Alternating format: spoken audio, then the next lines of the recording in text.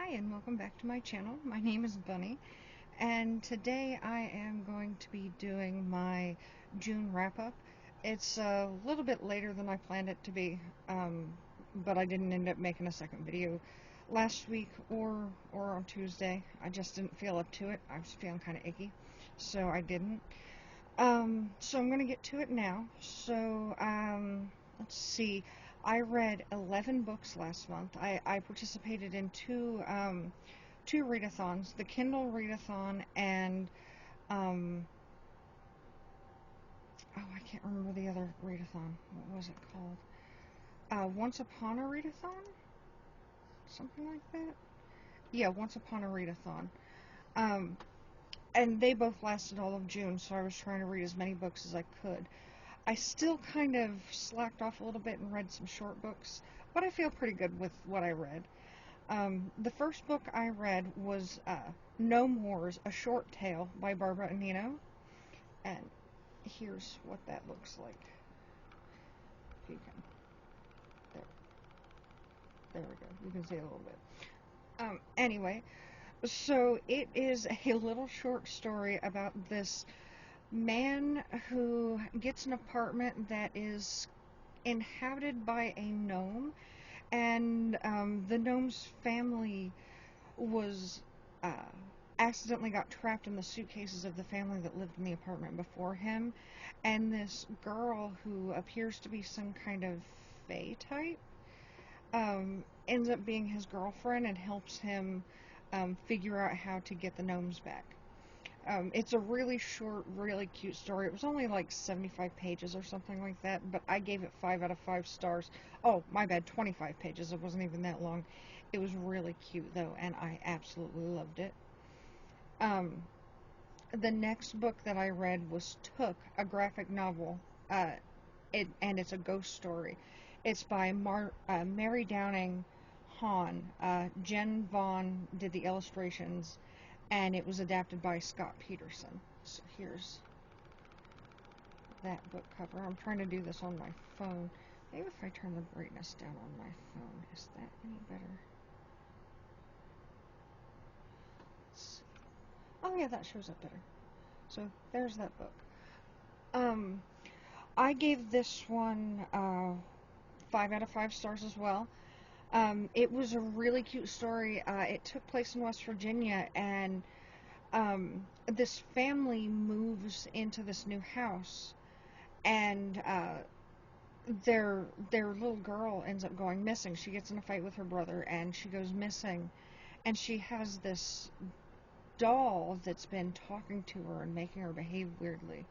And suddenly they go out in the woods and they get in a fight, and she goes missing.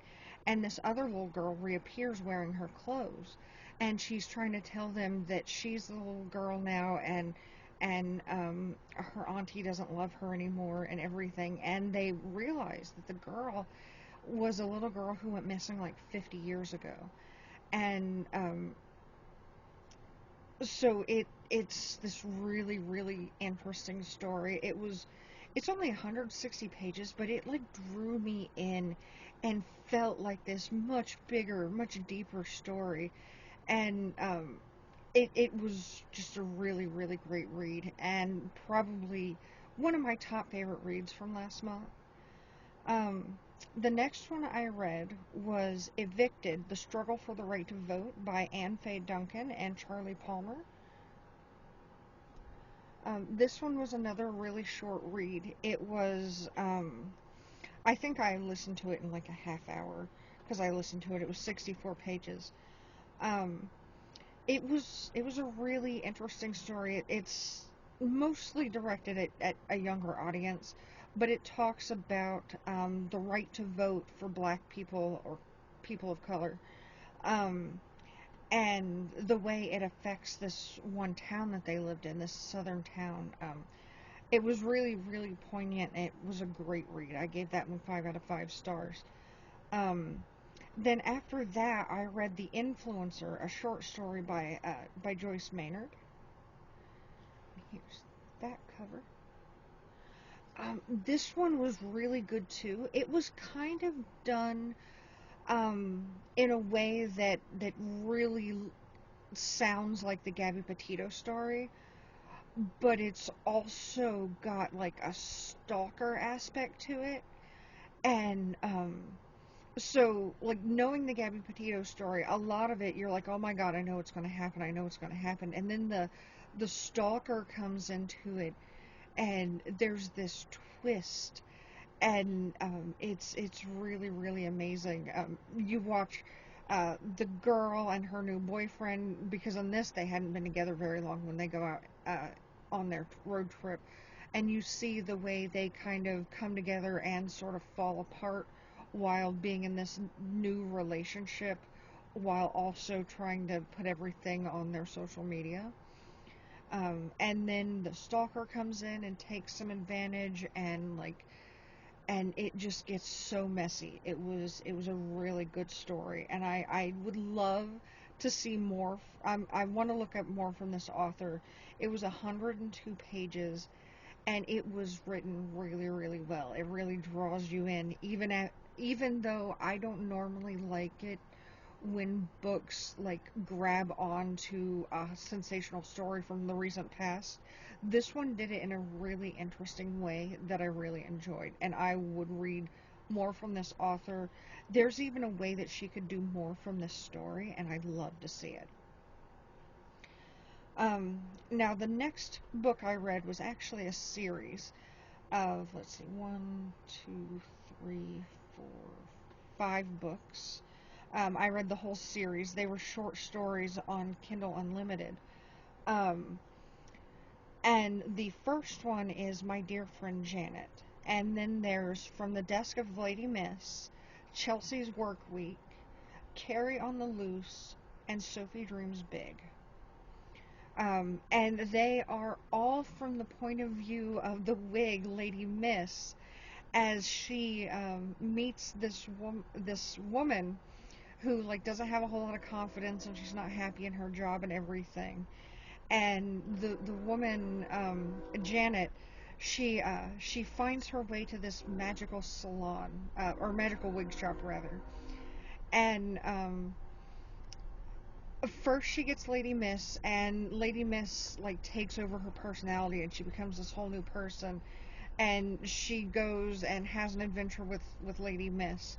And then at the end, she finds the shop again because it's time for a change, and that's when she goes to the next wig, and she does that with every book. And she'll let the wigs, they change her personality and everything, and she's still making friends and everything. Some people don't recognize her as the same person, or at least she thinks they don't. And she goes from this really meek, mousy type of woman to this really well-rounded, professional woman with her own job, and an appreciation for herself as well.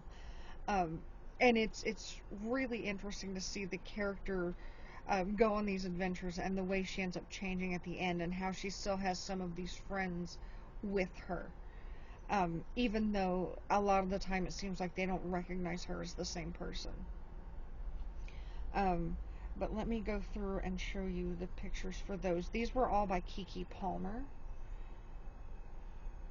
Um, my app is behaving slow. So there's My Dear Friend Janet. And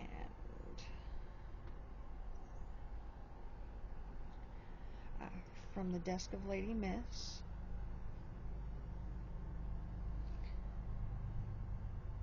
And Chelsea's Work Week. And then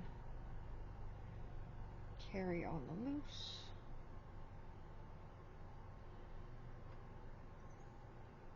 And Sophie Dreams Big. Um, they were narrated by Keke Palmer, and her voice acting with the different wigs and the different characters was really really well done. I loved it. I gave them all 5 out of 5. I think they all could have been like chapters of a single book, and that probably would have flowed better.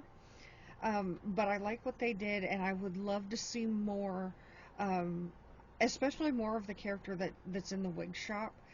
They were such an amazing character. Um, and I would love to see the adventures of that character as, like, I would love to see this story from that character's side and see that character meet new people and do the same thing with the wigs. Um, and then next, the book I read was Self-Help by Ben H. Winters, and it was narrated by Will Wheaton and Ron Perlman. Um, it was an Audible original.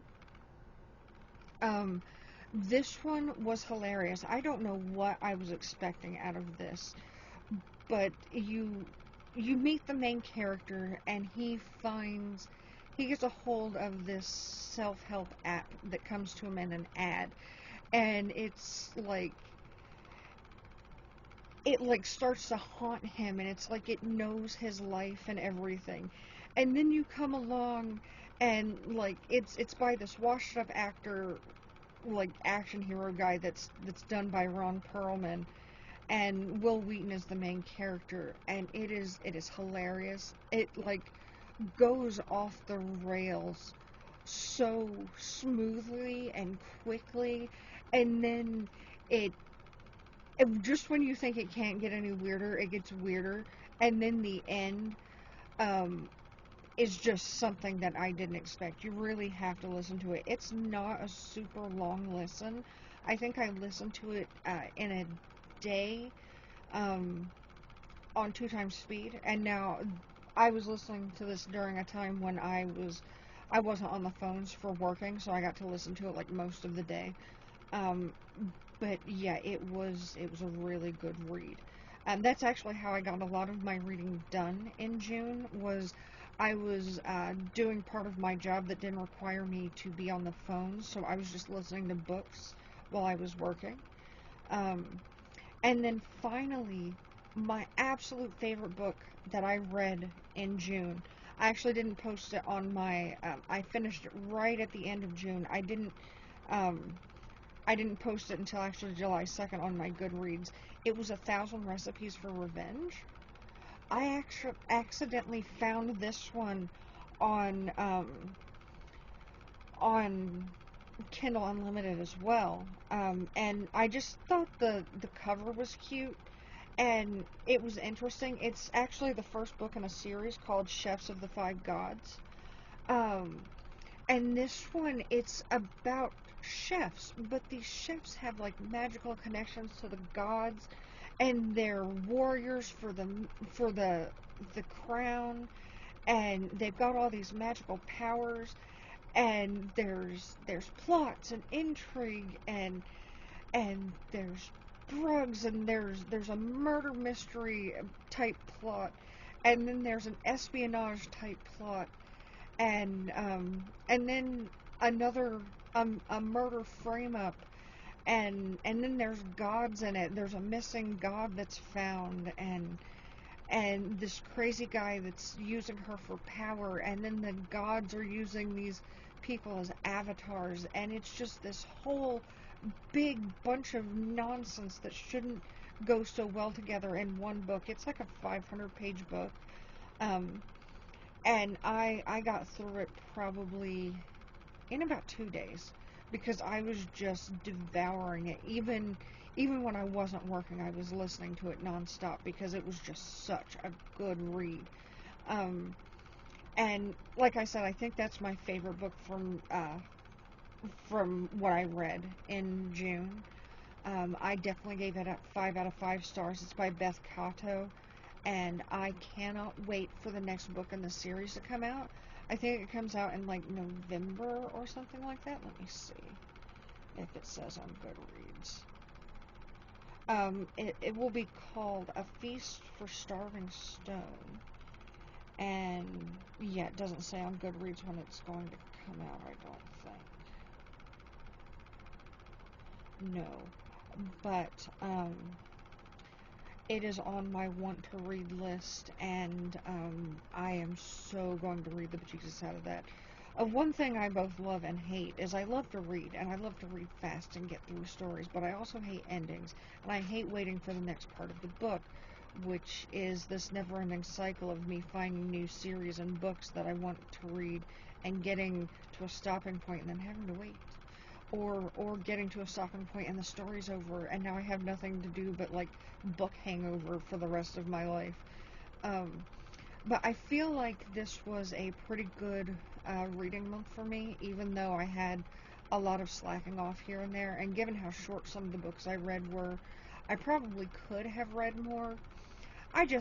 I didn't, and I didn't push myself to read too hard. I was doing crafts and I was still healing from my surgery and everything, so I'm happy I read that many. I know some people who, in the readathon, Kristen, she read like 20 books for the readathon, which is insane, and not all of hers were short books like mine.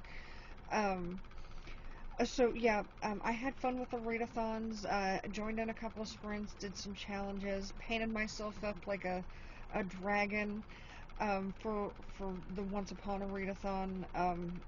Had a really good time, and so I'm hoping, I know my July, unless things shape up, my July wrap-up will be almost nothing, um, because I've read almost nothing this month. Um, but I've been doing more arts and crafts and that sort of thing. I've been learning to loom knit, and I'm happy with that. Mostly trying to use up excess energy from the worrying that I'm doing for the surgery I have coming up on the 27th. But that also means that August will probably be a very heavy reading month for me because I'm not going to be able to use my right hand, at least for a couple of weeks. Um, that's all I have this time, though, so thank you so much for watching, and I hope you have a great rest of your day. Bye-bye.